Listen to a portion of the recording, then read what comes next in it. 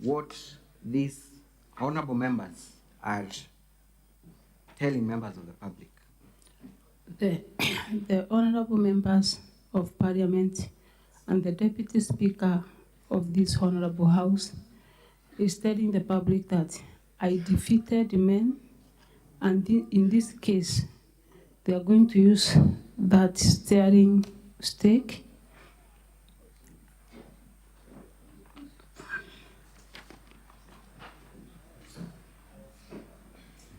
and they recruited so many young men for that purpose. And they have been holding rallies almost in all towns in Meru, doing the same over the weekends. Honorable Speaker, I want to say this is purely politics. Purely politics. Thank you. There is another video, I think that will be my last, 3C on the gender profiling and harassment. 3C.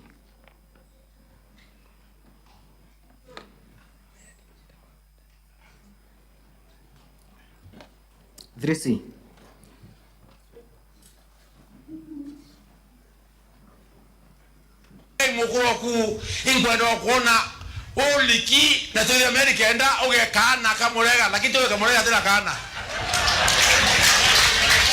tumekwana boloi angwendo mwe Kawira Mwangaza utendwa leo ukavatia mwana mwene ukidata tumekwana boloi tuenda kuwa kena tutike murega baichu imukuroku ya mwana nwe yabanto pronto abori agera mono mbele na kayuyu agwa baile agwa badato tenjamba loi kantenjamba kana ko mtoto la obora masiara de kuerega na nchoke mbele na keberio wewe keda kala hekeda Kawira udire hekeda Kawira kukwekeda no ala mera rume Kawira hangu ni oya kabalo hangu ndenda kenda menya wewe mwekuru wale mwekuru muchoro kwa etawa mwenda na mulungete ke urenga wayo kiamdaka endukisha ndaka siakwa no mwekuru mukuru. Thank you. The honorable member is making certain remarks about your husband. What is he saying? He's saying that he has given me 9 months to be pregnant.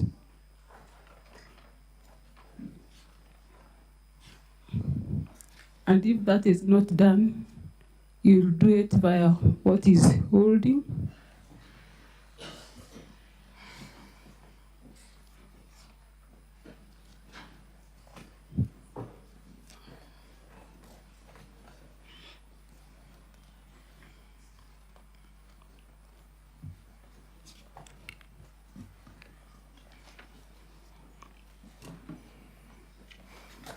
Eventually, Honorable Governor, your deputy joined the movement and made similar attacks on you and on your Kawira program. Can we watch KMV4?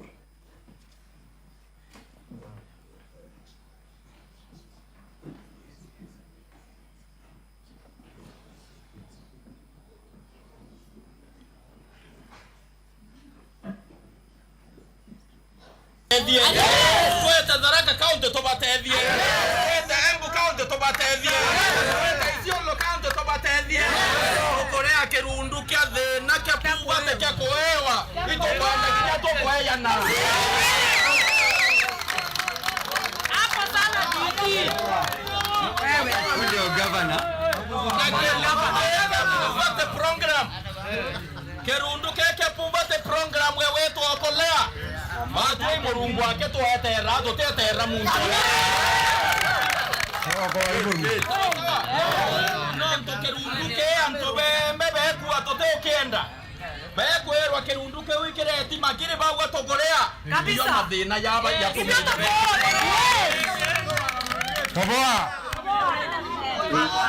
We can stop there. Thank you. Honorable Governor, that is your deputy governor. Yes. He's making certain remarks about the Okolea program. Yes. What is he saying? He's saying that the Okolea program is a poverty program. They have refused it in their area, the area that... Which area is that? That is Gembe South, where he comes from. So he's telling members of his ward to reject the... To reject the poverty program, that is Okolea, and they should not be ready to receive anything in terms of Okolea. And Honorable Speaker, to add to this, for the last 12 years, I've been doing the Okolea, and this gave me favor before God. And my deputy governor, who was just a prison askari, God gave us favor because of this program. And out of the program that raised him from being askari to His Excellency the Deputy Governor of Meru, is the same person that is seen on video, the campaigning or demeaning the same program that God used to give us favor before men and women.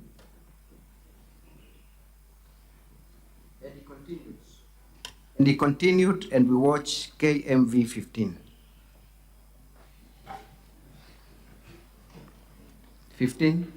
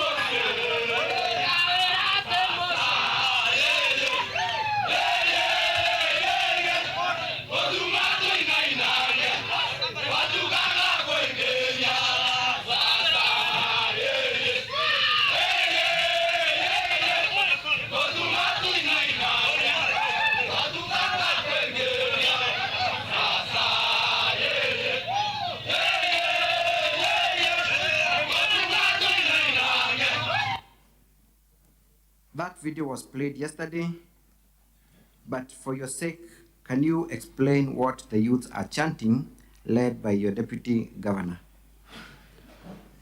That is my deputy governor with some youths from his area saying that Kawira doesn't have a home.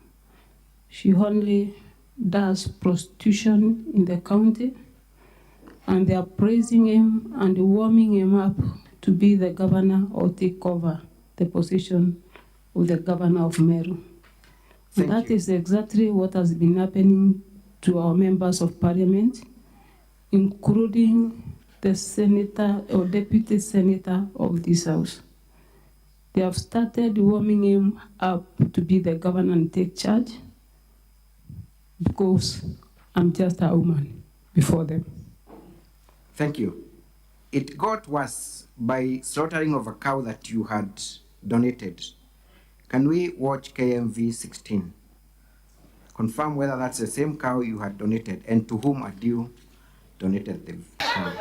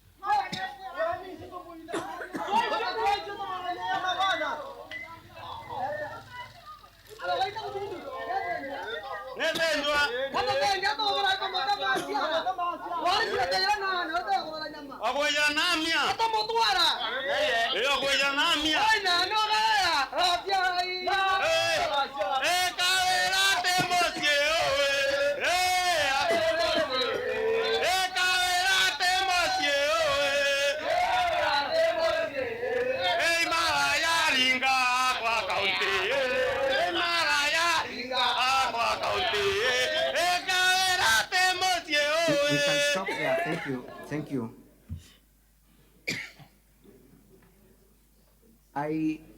Forgive me if I'm wrong, but I see like the cow is still alive as it's being slaughtered. Yes. Was that the cow you had donated? Yeah, we were in the area of the Igembe South, and then we identified the old woman who was to be given the cow as it was entering into the field. Then they took the cow, slaughtered it just before us. And they are singing the same song, but they're also making other remarks. What are the other remarks?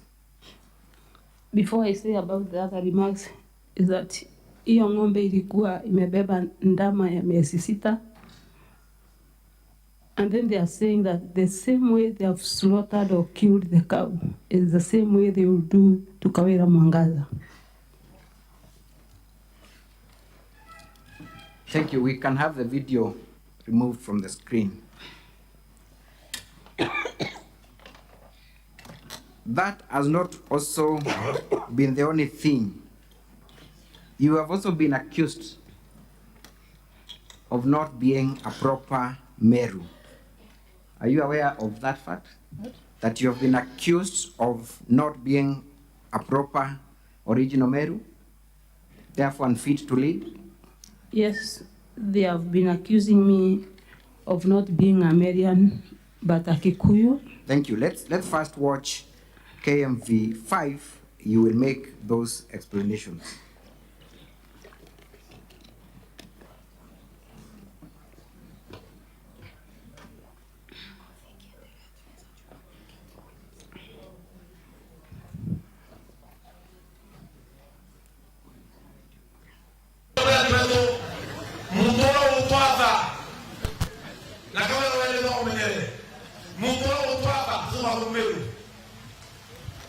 Ina ide Kawira Mwangaza aita wajibona kuma ya dai ina aita mwele hello Kawira umme ba mwego bato twaba imwego twaba ibwa twaba o miete hebo twaba mero ni tokere ya umme mwana wao au topita kabilao. What is the Honorable Member of Parliament saying in respect to your ethnicity? He says that the father of Kawira Mwangaza is a Kikuyu from Kiritaine by the name Jogona, and the mother is Mogore from Kikuyu, and they don't want to be ruled by a Kikuyu in Meru. That's why they want to change to get a real Marian, who is Peter Katirau Munya, the first governor. Thank you, Madam Kawira. Is it then your evidence before this Senate that pressure has been asserted on members of County Assembly to ensure your removal from office on charges that do not hold any water? Pressure has been mounted to members of County Assembly of Meru by the same leaders, as we have seen, and they had no option apart from adopting an impeachment motion where they were forced to sign and impeach. Can we watch KMV 11 on the nature of that threat and whether the MCAs indeed succumbed to the pressure? Na bunduki yao inachochea ndo cha kuromba. Baada menya to ibia mene ora ugatwira mbasi ni kiraitu. Na ndiro ruri ndo akiraitu na bunduki cia ko rombete ri. ukawa na ukawa soka ndo ya bunduki dole ntore ka mogira bunduki cia yundi bange ba bia mene no menya ataburi yake ama ukiro jando no menya bunduki lawe na sisi ya kurombo bati kwa very careful wakara. Is that the same Saul turned Paul, going back to being Saul? What DMK Kawira is telling the public is that because I was elected as an independent governor, I've been operating with hired guns. And now Medeka Rentori has taken his own, Kiraito has taken his own, so I'm left without any weapon to fight, and I should be very careful because they have withdrawn their support as the leaders of political parties or as the senior most people in their parties. That is barely 3 weeks after DMK Kawira had been seen dancing, praising you, and saying that he will defend you and will reject any influence from above. It was like 2 weeks. 2 weeks. Let us watch then 3E.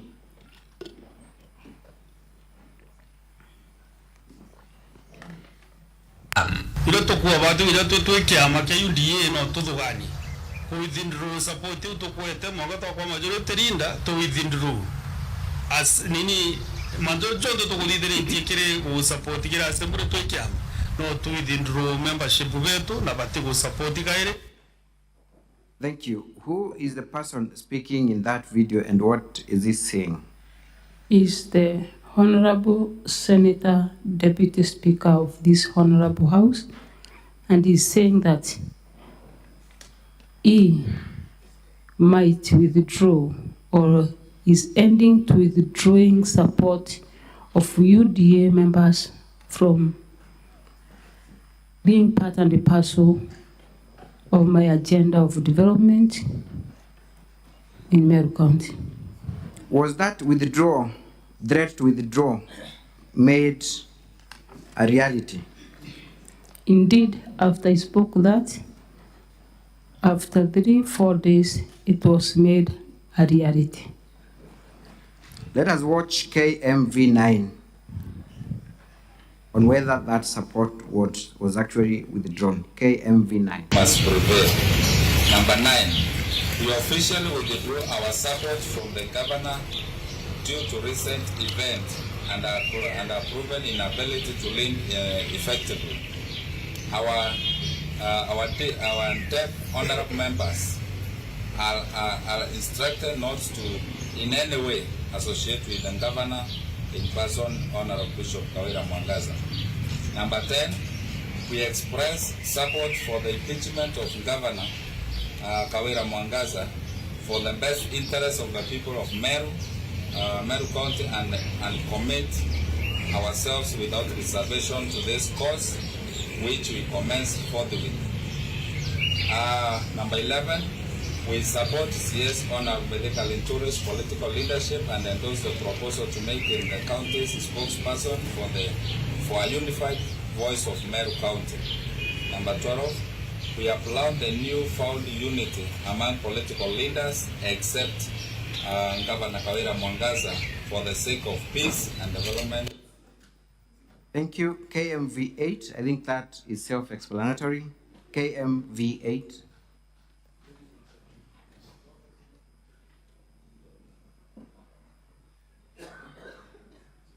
KMV8.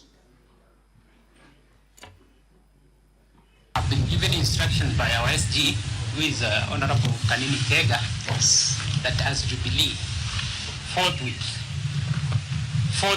I'm going forward with Jubilee withdraws its support to one Honorable Kawira Mwangaza. Kabla December tutakuwa na gavana mwingine mpya.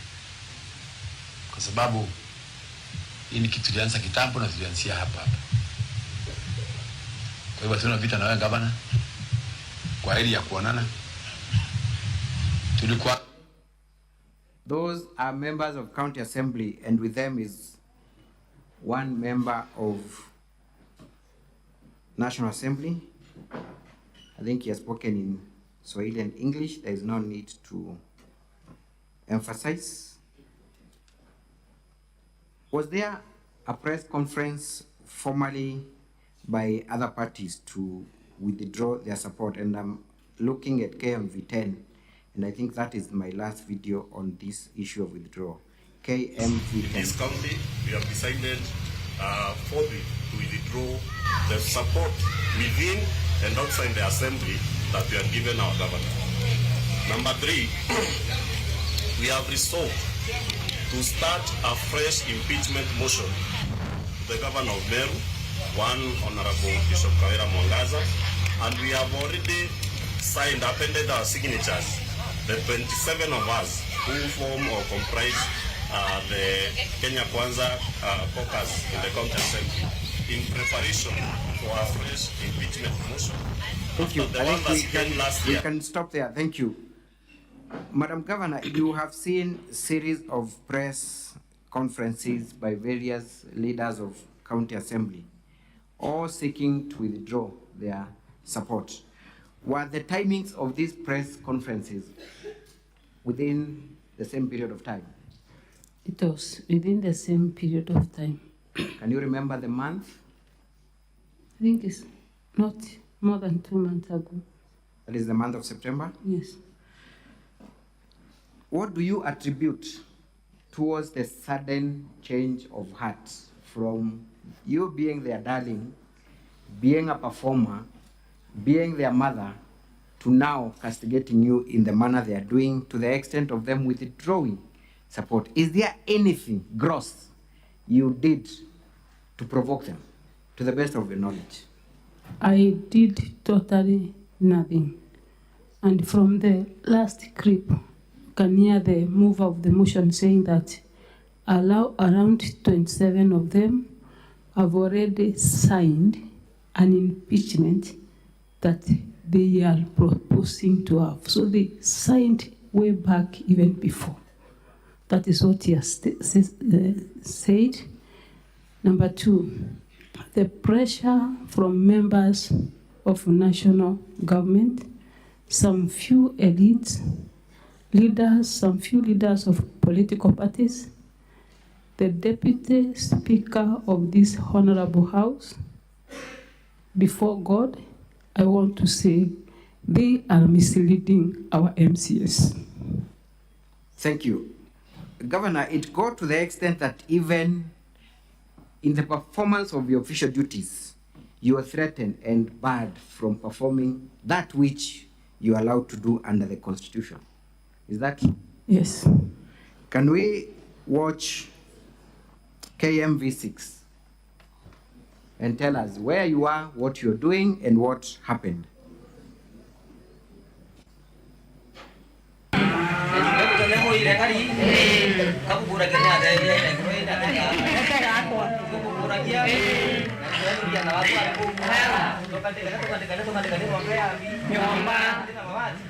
You can pause there for a minute.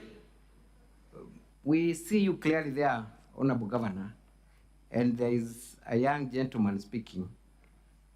Tell us what he's saying and what you are doing in that event and exactly where you are. That is an event done by the county government of Meru. The county assembly passed a budget for us to take care of the disadvantaged mamas in our community. And that program is dubbed as 1 cow per 1 poor family. We go around the villages, we have a committee to vet and see the most vulnerable person in that certain area. We take a cow to the area and give or donate as government to that particular person that has been vetted by a committee that includes the area chief. Thank you. So this is not part of your Kolea program for clarity purposes. This is not part of my Okolea program. My Okolea program we usually do on Sunday afternoon, and this is an official duty, a program that has county government employees and done purely by the county government of Meru. 1 cow per 1 poor family. Was there any commotion or violence in that event? There was no commotions. We started with the prayers, as you can see, and we went silently, we did not even advertise. Those are just the neighbors that saw what is happening and came just to see. You confirm this was in the homestead of one of the poor Meru women? It is in the homestead of the beneficiary. Thank you. Can we watch that clip again from the beginning all through to the end?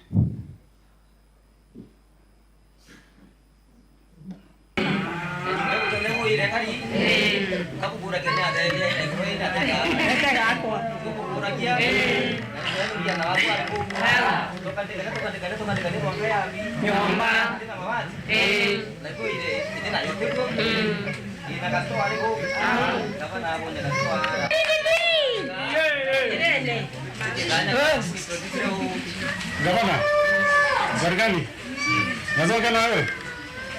Kuja tuongee. Ngoja tu tuongee.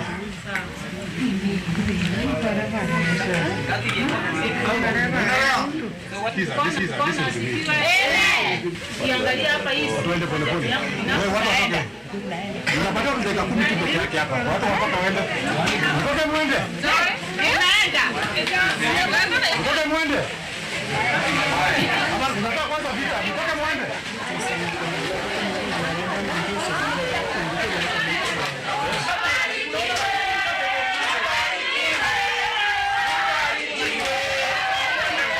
Amenibebea nini? So madam, what there is? Amenibebea nini? Ile iko. That is the question. Nimeongea na yeye. So, Madam Governor, this is an official function of the head of the county. Why are the police disrupting your function? The same leaders. It doesn't specifically mention the leader that understands him, but now the influence from the national leaders led to this. So were you able to complete your donation on that day? I was not able to complete because it was stopped. And then when they said that we leave,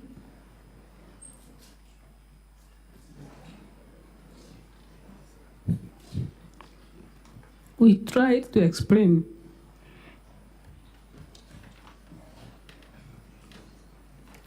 After 3 good hours in that vehicle, when people came, surrounded the vehicles, that is the time the officer said that it was a mistaken identity. Mistaken identity. But isn't the officer calling you by your title when he comes? Yes, he's calling me Governor Kuja. Governor Kuja. You actually pleaded with him to allow you to finish. Kamwambia ngoja nimalize, akasema hapana, we have 10 minutes here, Kuja. And everyone was dispersed. Everyone was dispersed. That was, if I'm not wrong, a day or two before the impeachment. Can you remember the actual date? I think a day before impeachment. A day before impeachment. And that clip is not complete, counsel. Yes. I think we've not heard the officer saying as to why he had come to arrest me. You can tell us because you are present. We may not have the benefit of the full video, but kindly, because it is a first-hand experience, tell us the explanation you got from the officer as to why he was seeking to interrupt your official function. The officer was the area OCS, and then when people came in big numbers, The other bosses came along, and then he was asked to allow me go, and then he also apologized before everyone that it was a mistaken identity, and I forgive him. Thank you. You have been accused of vilifying leaders. We have seen WhatsApp messages, you making certain utterances on WhatsApp groups, and even in 1 or 2 political rallies through the videos that were produced. Number one, have you vilified the leaders in Meru? Have you in any way vilified, demeaned the leaders in Meru? I have not vilified any leader in Meru. There was a particular comment you made on Facebook, on WhatsApp group, regarding the deputy governor. And you said, ujinga sita kubali. What were you talking about?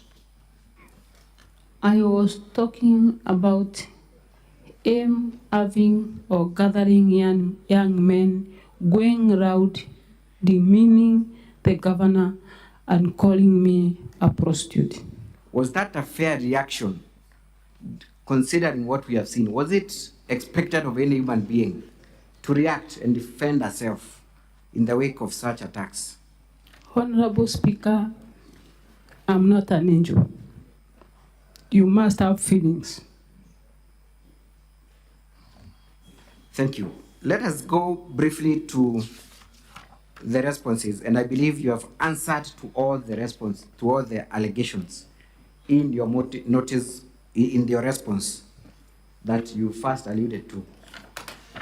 You have answered, confirm that you have answered. Yes, I have answered. Satisfactorily to all the charges. I have answered. I want us to look at the first count, misappropriation and misuse of county resources. You came here and you also invited at the county assembly to answer to specific allegations, correct? Yes. Those specific allegations in respect to embezzlement and misuse of funds are found at 10A and B.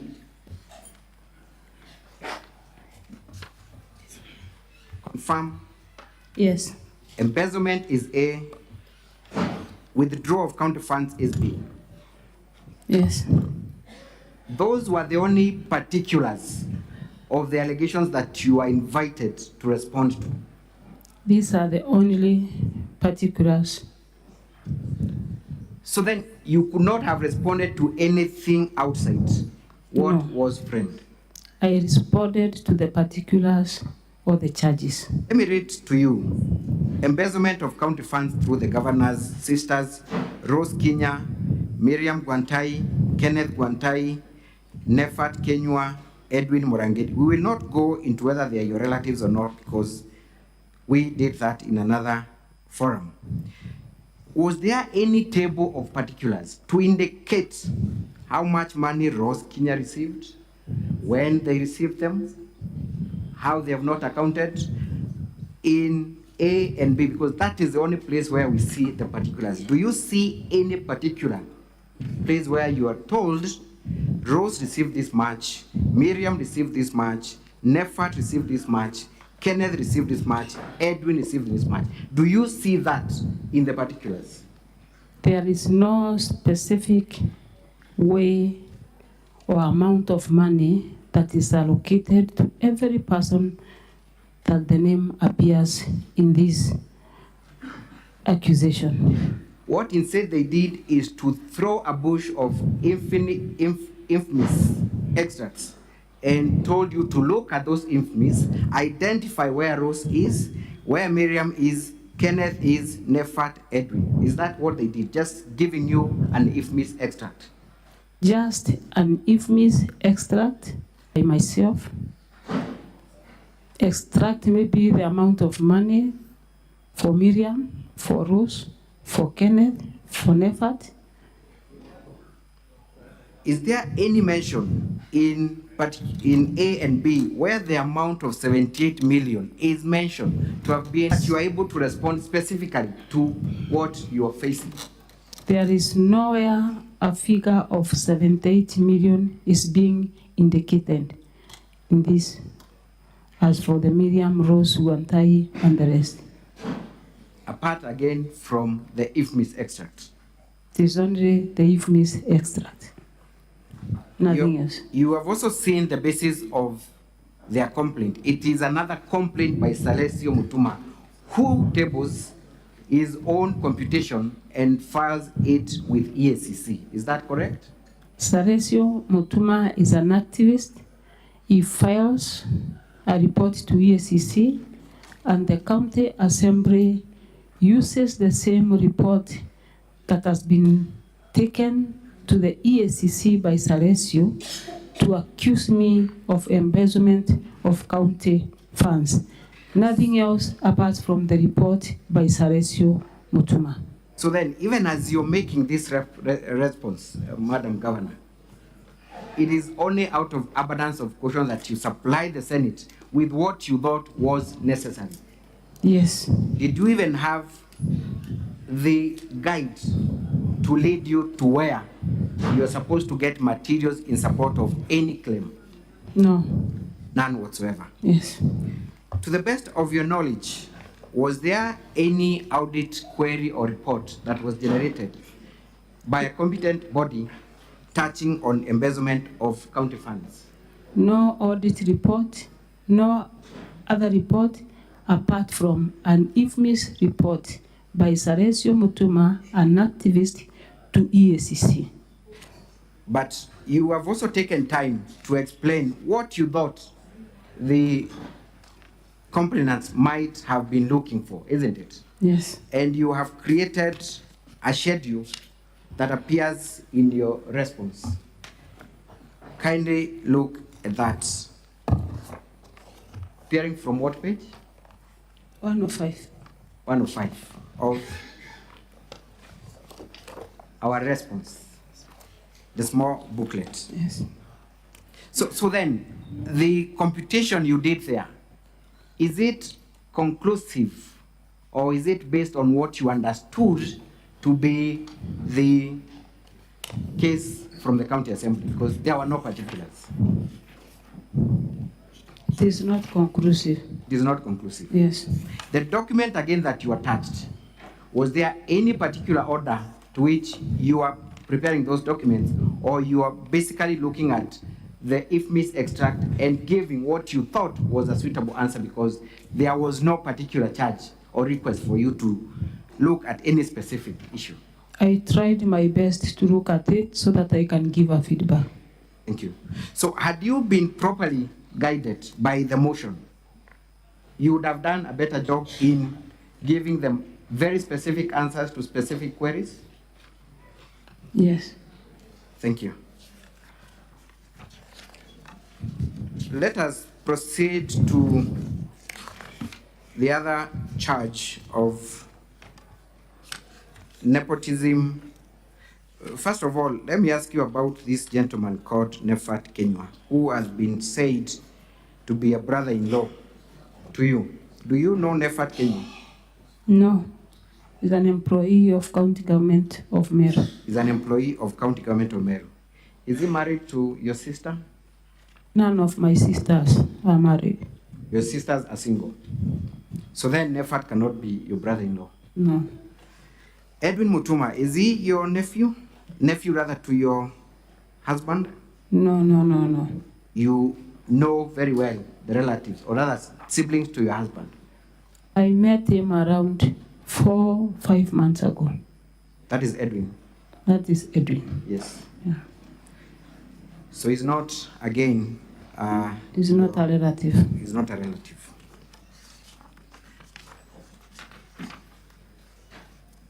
Your husband, and now that I'm at it, has been accused of vilifying other leaders through a musical performance. There was a video that was played. For the sake of time, I will not ask for it to be played, but you are also present. I want you to look at the lyrics of that song. And even before you look at the lyrics, you were present. Yes. That song, to begin with, was sung in the Kiswahili dialect, true? Yes. So there was no need for it to be interpreted. But Council, it's my prayer that we see the song so that I clear myself from that allegation. Very well. Can we play? I could be guided where that clip is. It was a clip by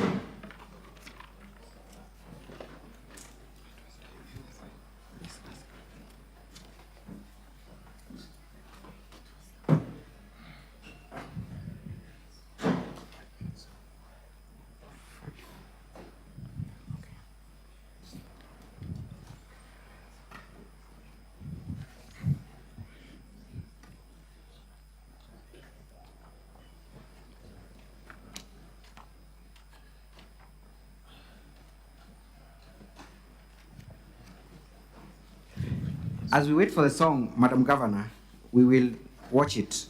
But did your husband make reference to any elected leader? He did not. Did he make any reference to any other leader by name? He did not. What was the first gentleman saying in his song, to the best of your recollection? That's In why fact, we have got the Kiswahili. Just read a few.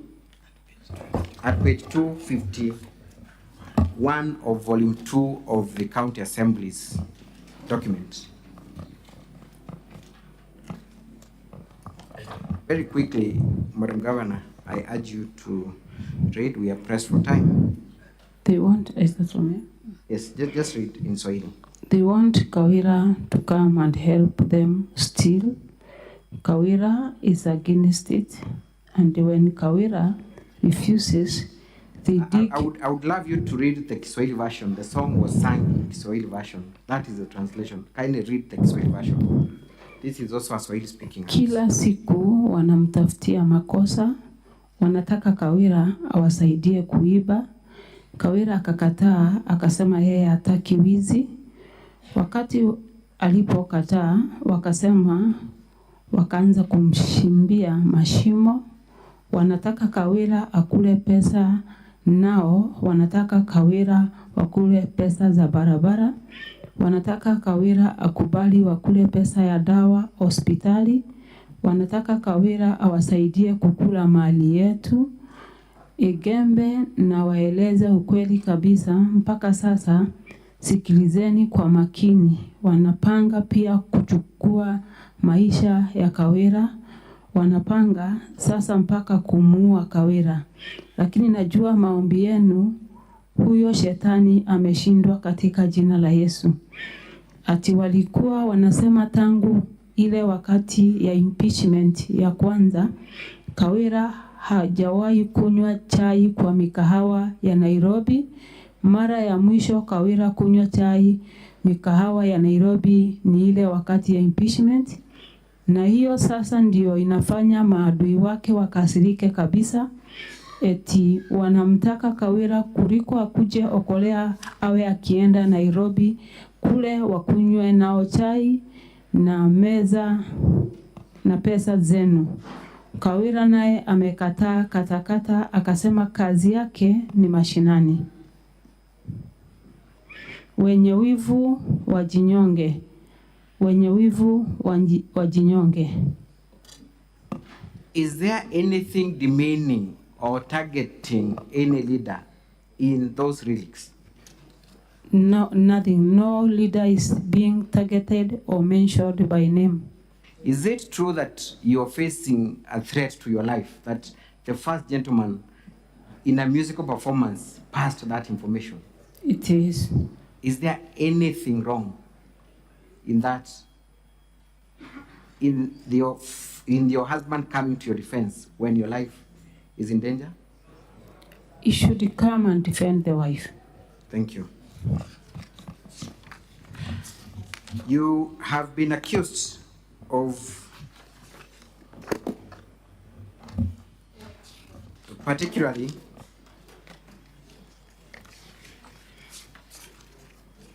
assigning diplomatic duties to your two sisters,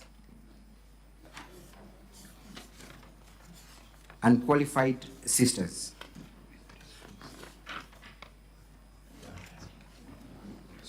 Yes. You have made an explanation to that allegation. Can Yes. you point out where that response is? It's in page 10.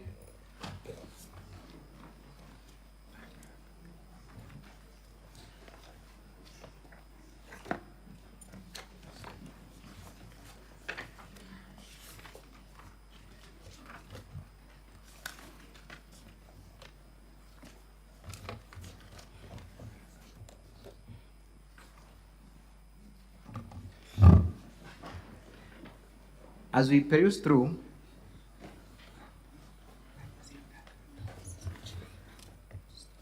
Mr. Speaker, sir,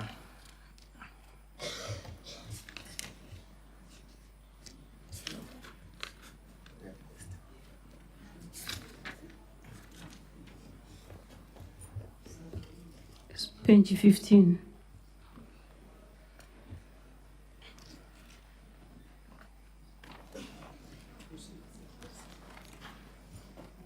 Mr. Speaker, sir, I note that my time is up. I'm seeking your indulgence for just 30 more minutes for me to wind up. You need an extra 30 minutes? Yes, indeed, most humbly, Mr. Speaker, sir. I can proceed. Thank you. Tell us the response you have offered to the allegation that you assigned your two sisters diplomatic duties.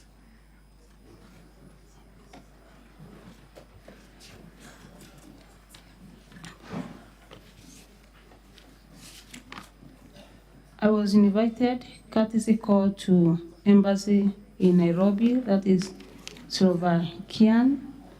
While on my way, I was diverted to attend a function at the State House. I can explain without lending. Yes, kindly proceed. On my way, I was accompanied by the County Secretary of Meru, my personal assistant, my bodyguard, and my driver. And then on the way, there was an urgent meeting. I decided to attend the meeting first so that I can join the other team later. The county secretary went to the embassy. As I was finishing from the State House, they had already done with the meeting. So I did not assign my sister any duty. It is just because I had traveled with my personal assistant and also the bodyguard to attend the meeting. Did you later offer an explanation as to who attended that meeting and what was discussed in your Facebook at page 94? Yes. You confirm that the person that attended that meeting and presided and had discussions was the county secretary? Yes. Thank you.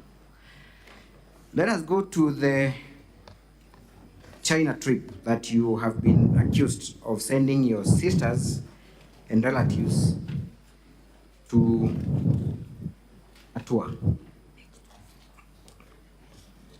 You got an invitation from a company? Yes, to China. To China? Yes. Did that company represent itself as having affiliations with the Chinese government, to the best of your understanding? Yes, at first, the first case, it associated itself with the national or the country of China. The state of China. Yes.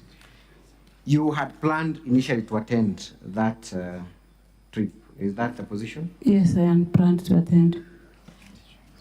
But before that, tell us, how often do you travel outside the country as the governor of Meru? How many trips have you had outside the country from the date you were sworn in as the governor? I've only traveled once.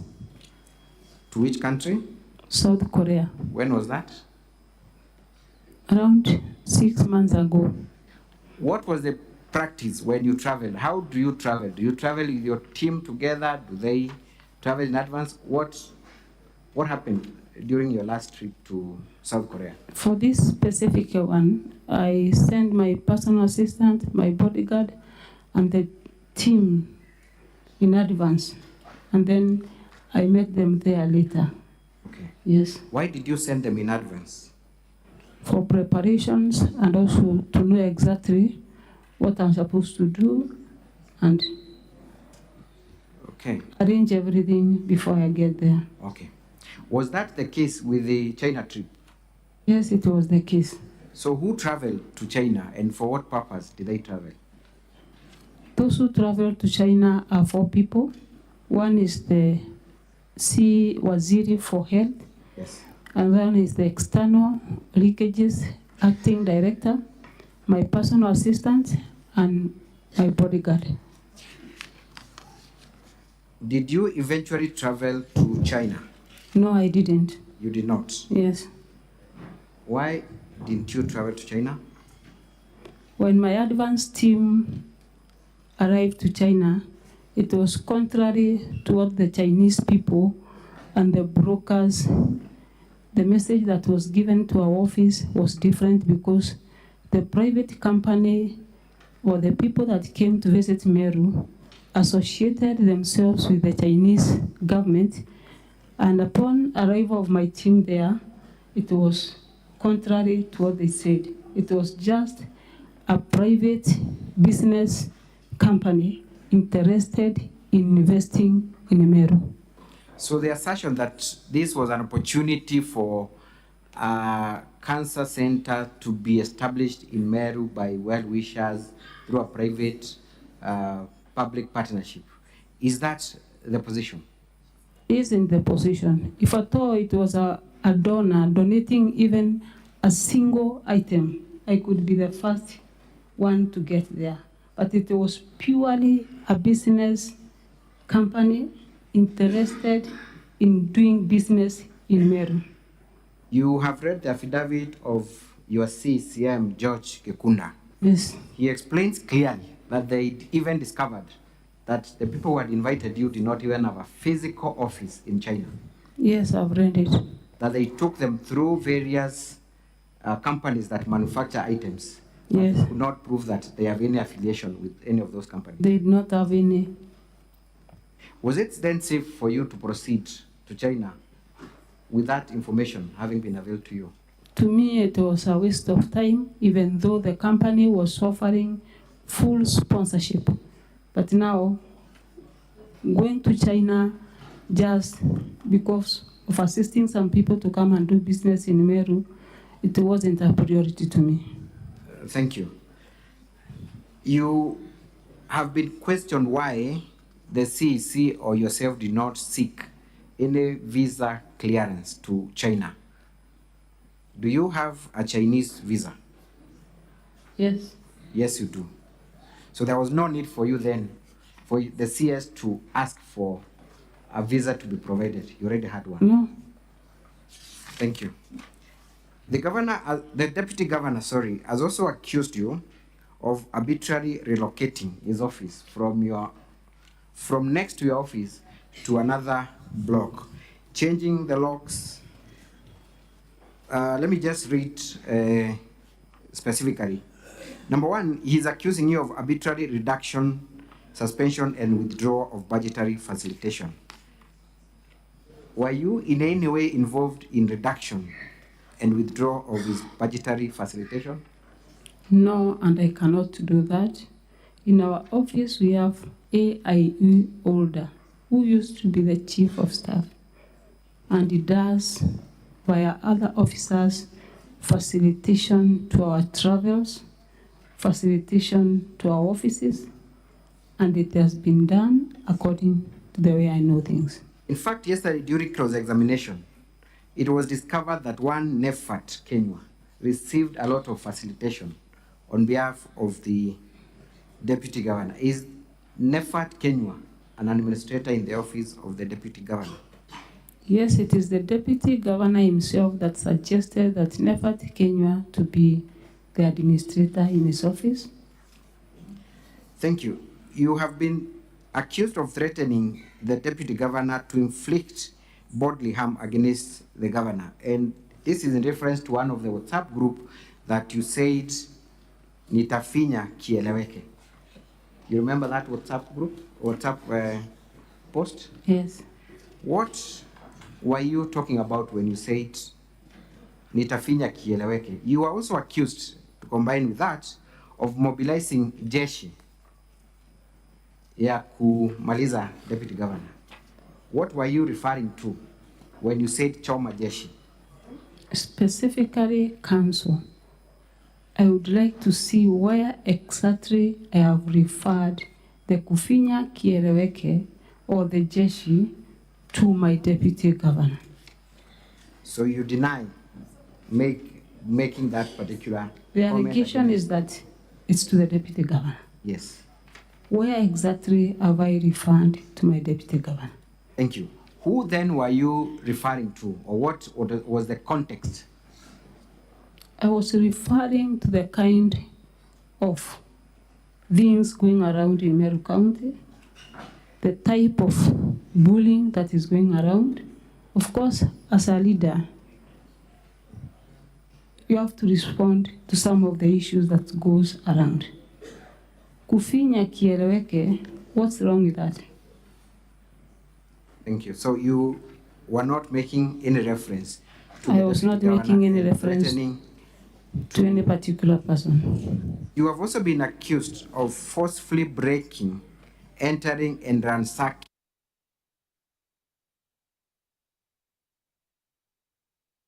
Is a criminal.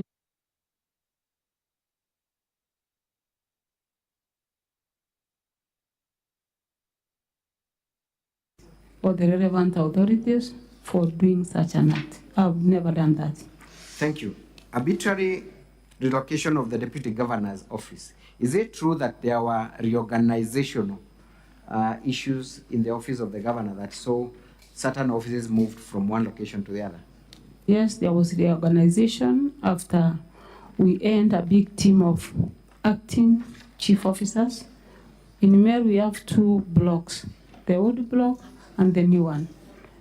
And then the old block that has been used by the first governor, Kiraito Moronge, and partly by Honorable His Excellency Peter Munya. And that is where the deputy governor was reallocated to stay.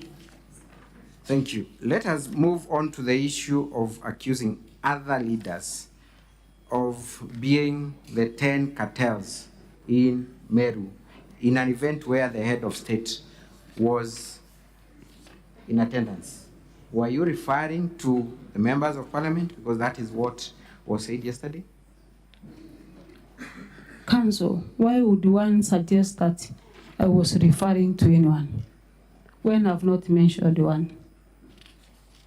Who were you talking about when you said kuna makatel zaidi ya 10? There's a certain story in Kemeru, maybe to take 1 minute to explain. One person, thieves broke to his home, stole his own goat, and then there was a chief's meeting with everyone in that village. And that old man akaenda amebeba mkuki. Akasema ya kwamba katikati yenu ninaona kuna mtu ambaye ameiba ile mbuzi yangu. Just in 1 minute I will kill that person. Hakujua ni nani. Mtu mmoja akachomoka tu mara moja akaenda. That's when now the man realized who the person was. In my case, when I talked about Makatel, I not mention anyone. I said this county will not be micromanaged by few cartels or 10 cartels and few rich people to assume that Meru is the way they want to paint it bad. Thank you. I did not mention anyone. You did not mention anyone. That's Yes. quite important. There are these WhatsApp groups in Meru, County Admin Services, Third Government, 012. Are you the admin of these groups? I'm not, I was added in that group. You were added in that Yes. group. Is it an official WhatsApp group in Meru? No, we don't have an official WhatsApp group in Meru County. Did you at any moment incite or encourage any admin to remove the deputy governor from? I don't know even the administrator. I was just handed. Thank you. Did you encourage anyone to demean or insult? No. You did not. Thank you. I'll not talk about, let me ask you this question, it's quite important. It's the issue of sending certain employees of the county on compulsory leave. You remember that issue? Yes, I remember. You remember that issue? Number one, are you the one who sent these people on compulsory leave? I'm not the one. Who did that? The county secretary. County secretary. Yes. Are you aware that they were sent on compulsory leave? I was notified after the county secretary sent them on compulsory leave due to some allegations that were reported to EACC. So you are not part of the decision to send these people on compulsory leave? No. But you made a comment on Facebook about that issue. Yes. You confirm that you have appointed certain people to take charge of the revenue board. Again, the appointment was done same as the sending of the same or the people on compulsory leave. Mine was to show or for people to know that these people are no longer doing or acting on behalf of Meru County government, and these are the new team that is on board. Later on, you were subject of court proceedings in a case where these people cited you as a respondent, and subsequently there were contempt of court orders issued. Why were you cited as a respondent in that matter? By virtue of my office, not even that single matter, but almost in all matters, I'm among the third or the fourth or the seventh respondent by virtue of my office. So does it point out to any personal responsibility, or it is normal and ordinary for parties to file cases against the office of the governor? It is normal, especially when it touches the county government of Meru. Indeed, Madam Governor, when you came to office, you continued defending cases that were filed against the office of the governor for actions that took place even before you got to office? When I got to office, I met 800 and something cases in court. Those cases were citing the governor as a respondent? Yes. Did they in any way communicate that you personally had a responsibility to the action that offended the person who went to court, or it is by virtue of the office? In all those cases, there is nowhere where I was directly responsible. Thank you. Lastly, we have an issue of appointment of the following person. But before I go there, let us talk about the traffic marshals in Meru. You have been accused of creating this office called the traffic marshals without following due process. Did you commit that offense? I did not appoint anyone for the traffic marshals. That was a pilot project from the Department of Public Service. Just like any other governor or leader, you are mandated or you're supposed to launch a project. But I did not participate in employing any of the traffic marshals. Did you later seek the approval of the County Public Service Board to create this office? The county secretary did it. And those discussions are ongoing? The discussions are ongoing. Thank you. And one council may ask, who then were the drivers of the border? We have the enforcement team and some few others that were piloting or were used to pilot the project. So we've never employed any single person to do that duty. Thank you. You have been told that you bear the ultimate responsibility even for actions of your CECs, county chief officers, directors, drivers, your chief of staff. What is your understanding of your role as a governor of Meru County? Of course, to provide leadership counsel, and also, even though in some ways I might be involved where I'm directly giving a direction, maybe via memo, because a government has a way of communication. But in this case, or in all these allegations before me today, none of them that I have alluded my signature, neither given a memo for the accusations that are before me. Thank you. The very last, we have seen a lot of, and I do not wish to go deep in it, but we have seen the county assembly trying to make a big deal of some payments that were done on one day to Rose, to other members of county government. Is it that these people are being paid for forged interest? Or why is it that there is an indication of many payments done on one day? To the best of your understanding, though you may not have the technical. In county government, Mr. Speaker and the honorable senators, we receive funds not in one bunch. Yes.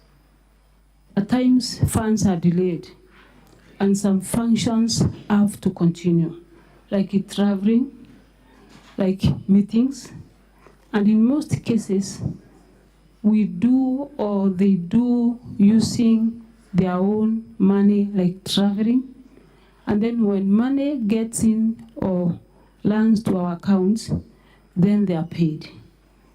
The issue of paying 10 payments in a day might have been a delay of payments which has not been done for a month or two.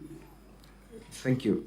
When you travel, is money put in your account or it is deposited in the account of your PA, or it's your PA who receives it?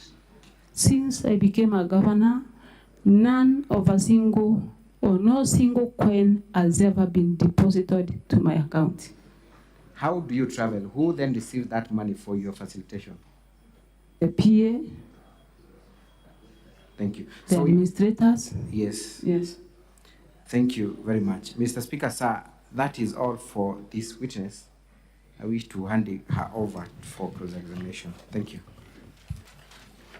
County Assembly, you may proceed to do your cross-examination. By way of indication, counsel for the County Assembly, how much time do you need?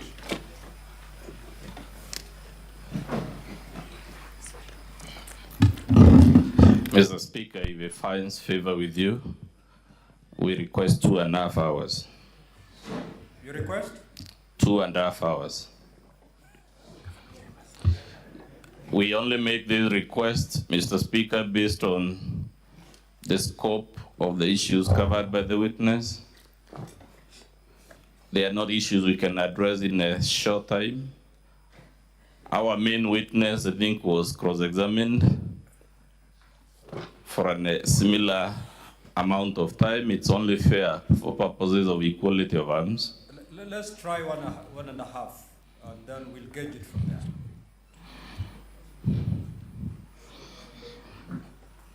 The Honorable Governor Mwangaza, good afternoon.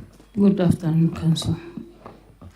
Would you agree that the cultural structure and values and attitudes of the Mount Kenya community are substantially similar, even though there may be small details of variation?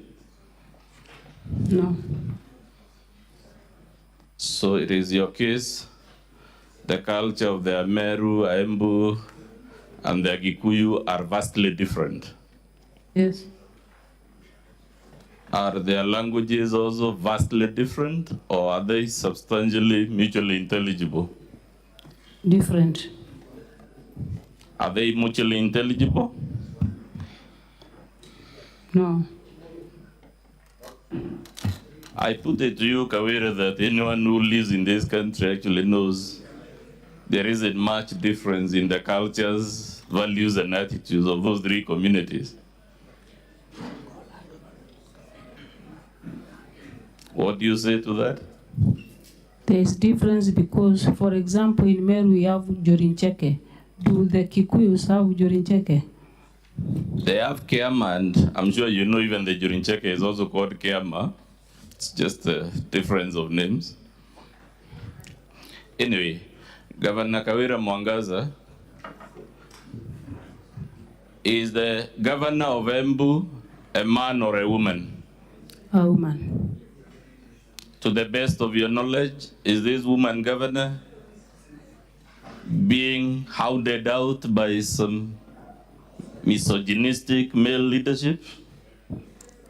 Unless she's here to testify, I cannot testify. To the best of your knowledge, has the woman governor of Embu been impeached 3 times? Has she faced 3 impeachment motions in the last 1 year? I know of one Anu Iguru who was impeached twice. Let's stick to Embu for now. Has the governor of Embu faced 3 impeachment motions in the last 1 year? No. Nakuru equally has a woman governor, right? Yes.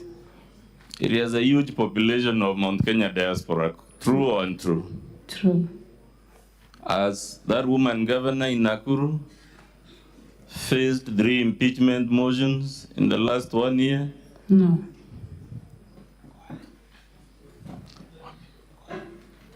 Kwale as a woman governor, true or false? True. The people of Kwale are Bantus, just like the people of Mount Kenya, correct or incorrect? Correct. Has that woman governor faced 3 impeachment motions in the last 1 year? No. Homa Bay, which is a different cultural area, as a woman governor, correct or incorrect? Correct. Has she faced any impeachment motion in the last 1 year? No. As a matter of fact, Meru itself, as an elected woman MCA, correct or incorrect? Correct. To the best of your knowledge, has that woman MCA in Meru encountered any backlash from a toxic masculinity to hound her out of office? Several times. Have you adduced that evidence anywhere in your response? No, because it was not part and parcel of my response. Meru as a woman representative, correct or incorrect? Correct. In fact, you yourself were a woman representative of Meru for a whole 5 years. Yes. Did anyone try to recall you because you are a woman? No. Good.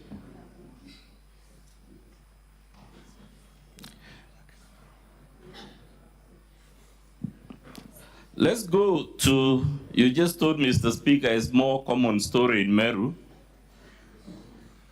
Tell me whether you know of this story, which is also very common in Meru,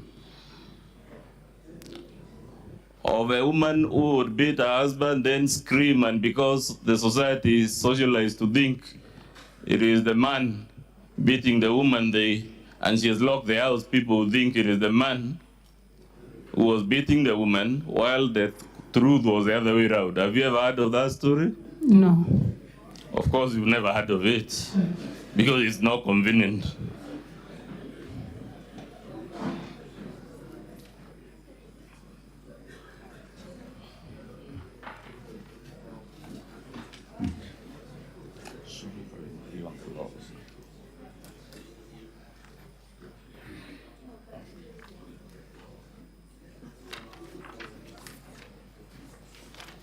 Let's agree, Governor Kawira,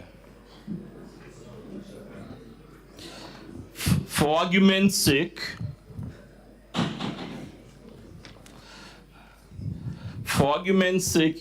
without conceding, let's agree the MCAs are indeed acting under the influence of external people. Would that mean your sisters never received the monies we allege? Pardon? If we temporarily agree for argument's sake that the reason the MCAs have impeached you all these times is because of toxic masculinity and evil motives and malice and whatnot, we want, for argument's sake, in my next series of questions, to work on the assumption that that is true. If the MCAs are malicious, would that be an answer to why your sisters were receiving monies irregularly from the county? No. If the MCAs are intimidated or influenced, would that be an answer to the count on usurpation of statutory functions of the County Public Service Board? No. Indeed, Governor Kawira, the motivations of the MCAs, you will agree, are therefore irrelevant as long as there is evidence in support of the charge. There is no support in the charge. That's for the Senate to decide, but assuming there is evidence in support of the charge, is it your position the charge would fail because even though there is evidence, the MCAs are driven by an ulterior motive? Is that what you're inviting the Senate to do, assuming the Senate believes you're an innocent victim of evil machinations? Does that undo the evidence against you on the charges? The charges should have evidence. If they have the evidence, my question is, would evil intentions on the part of the MCAs undo that evidence? Would the evidence cease to exist because the MCAs are acting maliciously? No. The answer is? No. No. So you will agree with me, therefore, the case against you should be decided on the evidence, not on the motivations of the MCAs. Yes, on the evidence. Thank you very much. That's a very useful answer. Let's go to the complaint by Celesio.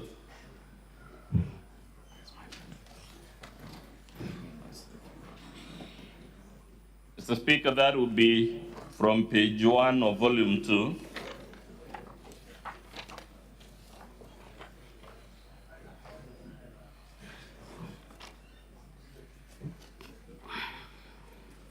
You just told the Senate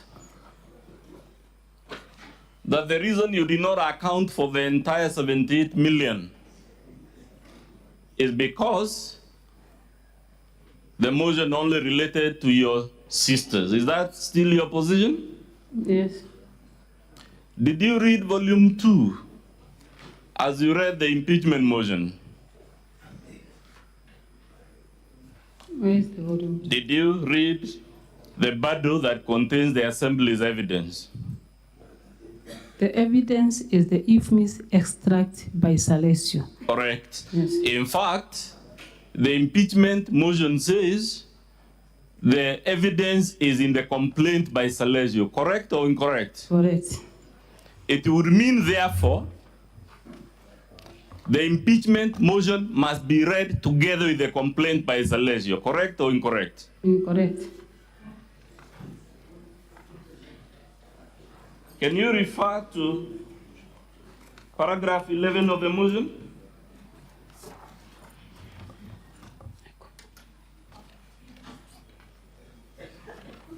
(11A), can you read it to the Senate?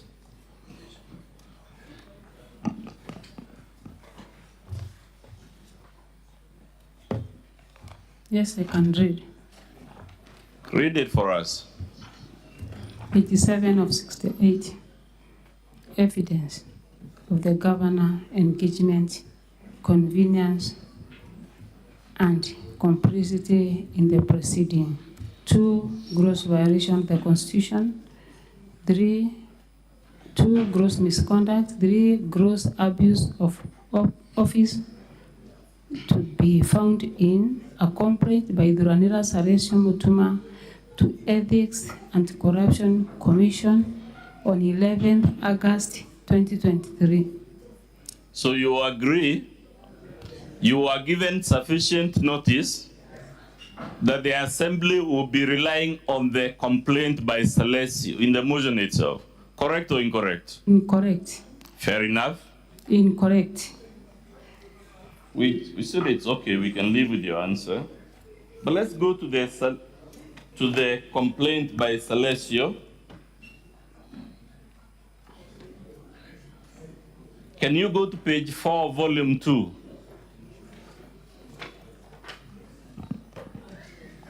What does it say?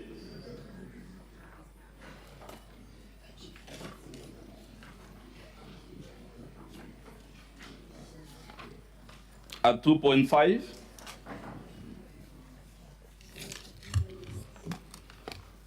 Volume.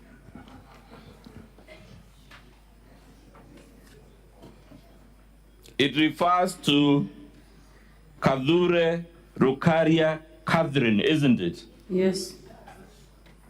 It is therefore correct that you had prior notice. There is a complaint by Salesio regarding payments to this particular person. Kadure Rukaria. Did you or did you not receive this page 4, volume 2, Governor Kawira? Either you did or you did not receive it.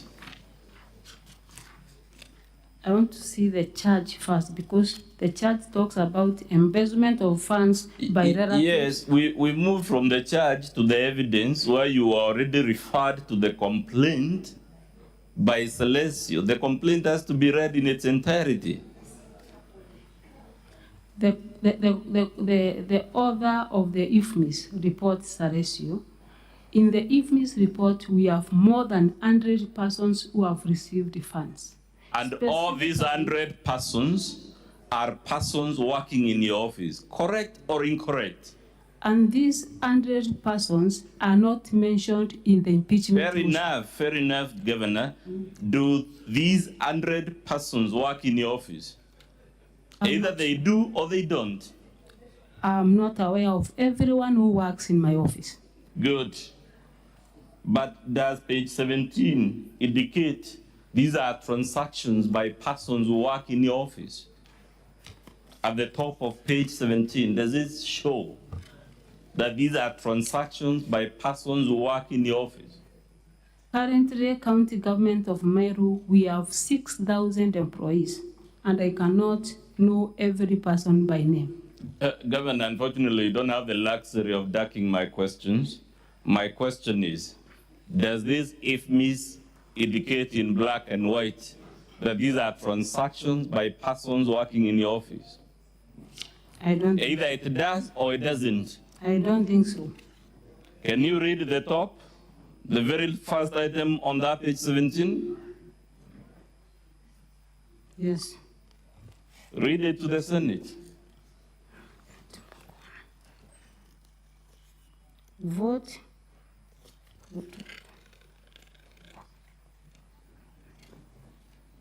These are small ones, I can't see. I don't mind if your assistant can read for you. Okay. She can read for you. Vote 3562, Meru, Office of the Governor. You will agree, Madam Governor, the document itself indicates it's about transactions in your office, not another office. In my office, from July 2022, when I was not the governor of Meru. Yes, and while you were seated here, we pointed out only 12 transactions lie in the previous regime, all the others have happened when you were the governor, correct or incorrect? And that's why, Council, you want me to know everyone who, including those who worked in the previous regime, from this document? You won't get away from this, Madam Governor, by being clever. Can you see page 17? You confirm the transactions begin on 1st July, yes, when Kiraitu was the governor, yes, right? Yes.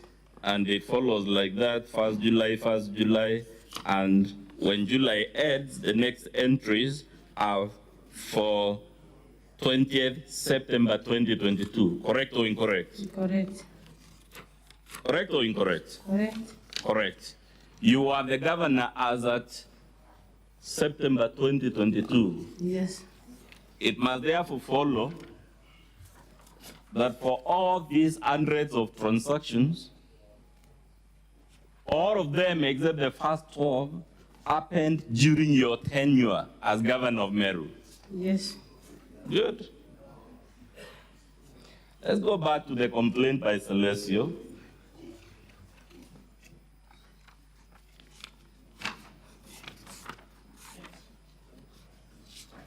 At page 4, Celestio talks of withdrawals by Kadure Rukaria Catherine, correct or incorrect? Correct. And he has analyzed them, and most of them are indicated the payment description is not applicable. Correct or incorrect? Correct. In your understanding of government accounting and PFM, should public money be expended and the accounting description is not applicable? Council, I'm not an accountant. You're the governor, unfortunately, so answer my question. As the governor of Meru, the way I understand is that after this IFMIS report, if it's a genuine one, of which I doubt, follows an audited report. Before me, if it was an audited report, which clears or rectifies any mess that is in IFMIS report, then it could be a question that I could be easily able to answer. Does the county government have access to IFMIS? Yes. In fact, your junior officials have credentials to IFMIS. Yes. Therefore, they could easily have just logged in and printed the correct IFMIS if your case is you doubt the authenticity of this one. Correct or incorrect? I repeat again that IFMIS extract is not the final document. That's not my question, Madam Governor. The question is, would your CEC finance, would your Chief Officer finance, would your own Chief of Staff, who is the accounting officer in your office, do all these people have login credentials to IFMIS? They have. Good. And therefore, when the Assembly asked you to present the IFMIS extract, all your officials needed was to log in, print, submit. Correct or incorrect? There was a reply by the... There is a reply. Answer my question. All they needed to do, if there was any reason to doubt the authenticity of this IFMIS, was to log in and print. Council, do the Assembly rely on IFMIS? Madam Speaker, I ask that the witness answers my question. I don't want to have an altercation with her. I need your protection, Madam Speaker. Madam Governor, just answer the question, please. They have the right to print the... Yes, and therefore you will acknowledge all they needed to put this matter to rest if there was no embezzlement was to log in and print. Correct or incorrect? Correct. But instead of doing that very simple task, your CEC and your officials, what they did is to manually type their own figures instead of those on the system. Page 105 of your response. Correct or incorrect? Incorrect. Are you saying the document at page 105 of your response is a system-generated report?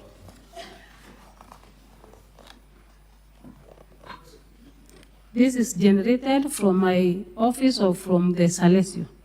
It is from your office. It is in your response, Madam Governor.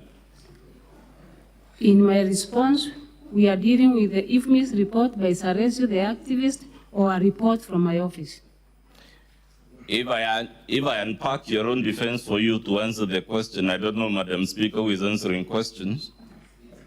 In your defense, you actually rely on the report by Salesio.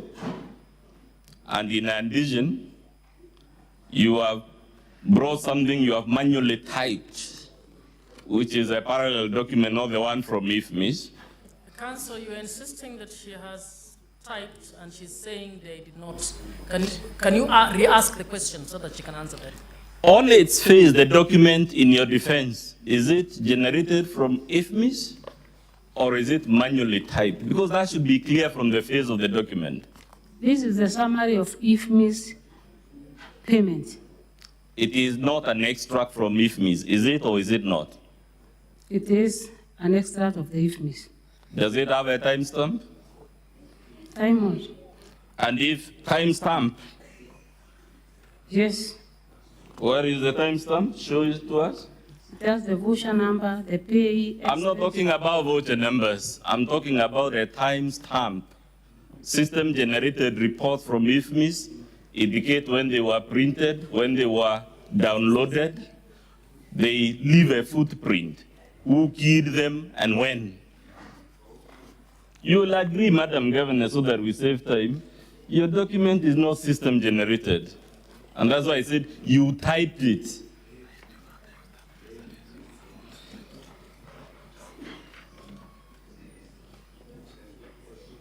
If you refuse to answer the question, I'll proceed and invite the Senate to make whatever conclusions it wants to conclude from that refusal. Council, you can put it to her and proceed. Yeah? You can put it to her and proceed. Madam Governor, I'm putting it to you that you're refusing to answer this question. I'm not refusing to answer any question. I put it to you, you're dodging my questions. Which one particularly? Whether the report at page 105 of your defense is a system-generated document or a document typed on a desk by someone. It's a system of a summary of IFMIS payment. We'll leave it to the Senate to see who to believe on that so that we don't spend all the time on one issue. At page 10 of our volume 2, how much money does Salesio say Catherine Rukaria irregularly withdrew from the vote for the office of the governor? 29, there is a total there. It is how much? Can you read it for the Senate? Grand total payment made by Catherine Rocaria, 29,018,714. How much does he give as the total that was withdrawn from your office during this period covered by the IFMIS? Grand total paid to the county government of Meru. Yes. That is 188 million. That is the grand total paid to the county government. Read the exact figure. What is the exact figure? 88,609,373. And he says the amounts withdrawn by just one Catherine Rukaria is what percentage of the total? It is indicated there in black and white? 15%. 15%. Yes. Let's go to lead and gather, same page 10. Again, Salesio has outlined many payments where the description is not applicable. Correct or incorrect on the face of it? Correct. Let's go to page 12. that involves your sister.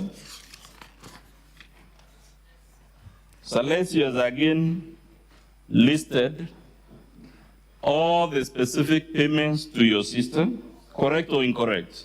Correct. And again, most of them, the item description is not applicable. And on the IFMIS, the description is prepayment. Correct or incorrect? Correct. And what is the total amount, this sister of yours? 2,769,000. Is this amount smaller or bigger than the total amount for the interest you have submitted to the Senate?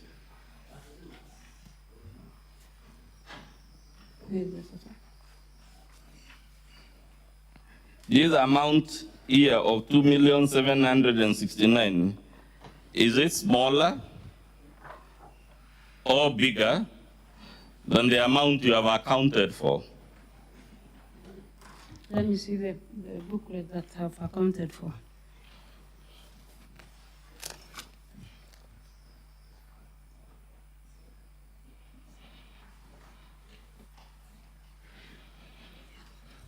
You have only accounted for 2.6 million, Madam Governor, for all the relatives, and yet for just one of them, the amount irregularly disbursed is 2.7 million. I'm putting it to you that the sum of the amount of money you have accounted for all your relatives, is actually smaller than the amount paid to just one of them, as per this document. And as per this document, which is an IFMIS report, the audited report clears any error that is in this report. We have cases in this same report that you are referring to, some of the payments named as hospitality payment, which are hospital surprise rather than hospitality payments. Who will rectify the mess which is still in your evidence booklet named as hospital surprise rather than hospitality surprise? Governor Kawira, who is responsible for inputting transactions on IFMIS at Meru County? PFM Act Section 103 gives the responsible person to correct the measures. It establishes the CEC finance is the end and it makes all decisions. And the Public Audit Act 31 spells out the audit process for documents to be tabled before Parliament and Assembly. So you will agree with me? So this IFMIS report must go through the audit for us to get a final copy that can be read by this Honorable House. Except that's not the question I asked you, and I agree with you. But you agree the answer to my question is that it is your officials who enter the data in this IFMIS. Who is right now? Is it our officials or the activists? Answer my question. Madam Speaker, please. Answer, what is your question? My question is whether it is county officials in Meru who keyed in the data on IFMIS. Governor? Yes, it is the county officials for our case.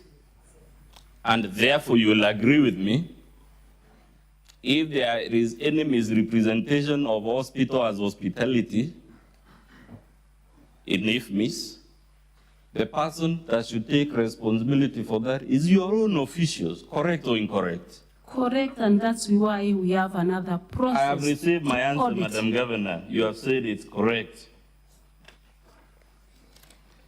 You have given an explanation that the reason your officials and relatives receive all these payments is by way of interest. That's why on IFMIS it is captured as prepayment, isn't it? Yes.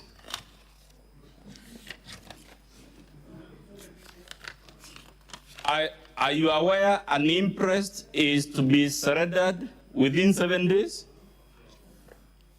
Prepayment cancel is money requested for activities not done, and after the activities have been done, the accounting person accounts for every coin before receiving any other money. Again, you're dodging my question.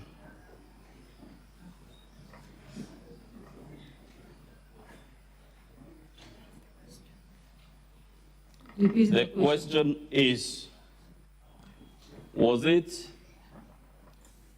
isn't an interest supposed to be surrendered and accounted for within 7 days? Surrender of interest are surrendered within specific days. My question is very easy. By law, should an interest be surrendered within 7 days? It's either yes or no. Should an interest be surrendered and accounted for within 7 days? What's your answer, Madam Governor? Should an interest be surrendered and accounted for? You will also agree with me, this report covers an entire year, financial year, July to the date, the last date there. Correct or incorrect? Correct. And therefore, if payments made in September last year by way of interest still appear as prepayment, the only conclusion that arises is that those interests were never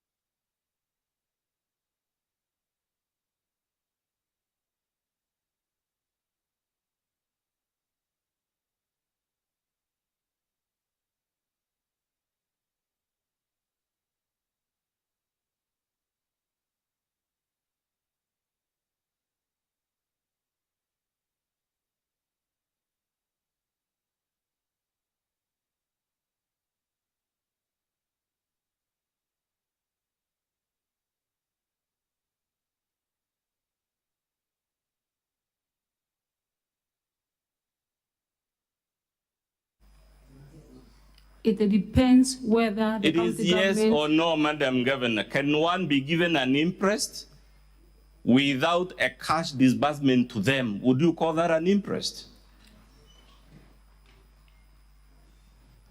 It is a prepayment.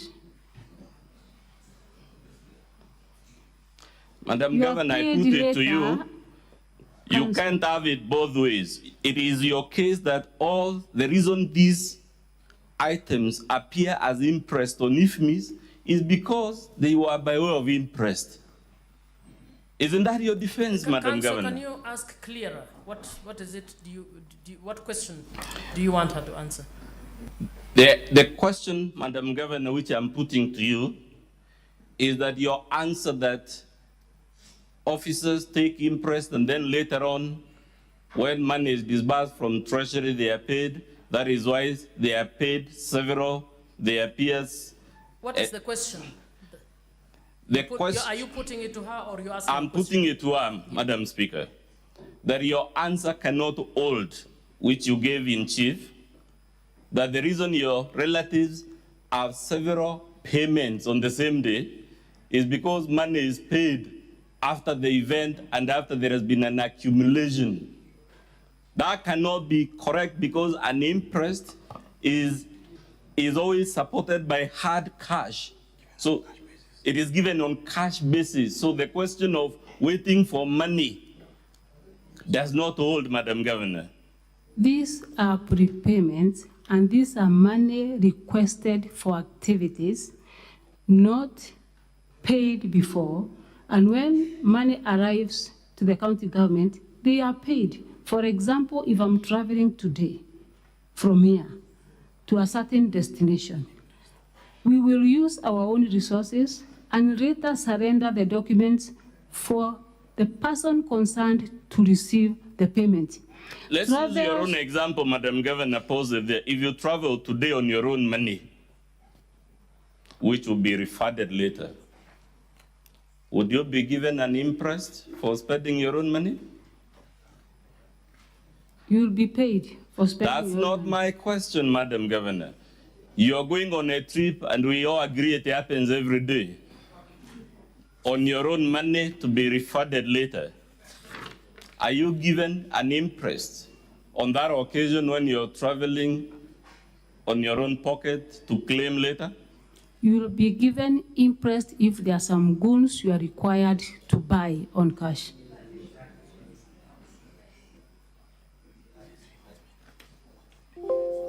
And the amount of money that the council we are discussing is the office of the governor, where there are no projects apart from the usage of money by way of travelers and other things like purchase of items in the office of the governor. No project is done in the office of the governor. How else do we expect the office of the governor to work or to receive money if not by this form? I Which did is- ask which you is any other question, formula. Madam Governor, about projects. We are talking. Councillor, can you wrap up on that question? And can you, I think the Senate might be able to appreciate the issue of interests. I request that you move to the next question.